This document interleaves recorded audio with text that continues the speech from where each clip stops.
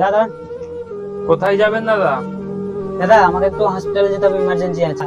মানে একটা ভুল করে বাড়িতে ফেলে এসে সামনে একটু আগিয়ে দেবেন। ঠিক আছে দাদা, বসুন। দাদা আপনাকে অসংখ্য ধন্যবাদ। দাদা, ধন্যবাদের কি আছে? কেউ যদি বিপদে পড়ে তাকে একটু সাহায্য করে দেবেন।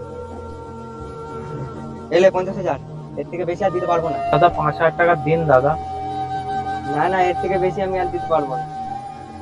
দাদা চিনতে পারছেন আমাকে? জানেন দাদা আপনার সেদিনকার ভাড়া। টাকাটা আপনি রেখেছেন দাদা, এই টোটোটা আমি বিক্রি করে দিচ্ছি। কেন, কি হয়েছে দাদা? আসলে দাদা আমার বাবা হসপিটালে ভর্তি আছে, অপারেশনের জন্য 50,000 টাকা লাগবে। সেই জন্য আমি এই টোটোটা বিক্রি করে দিচ্ছি। আপনাকে টোটোটা বিক্রি করতে হবে না, আমি আসি তো, আমি অপারেশনটা করিয়ে দেবো। টোটোটা বিক্রি করবে না তো এমনি এমনি বলো কেন?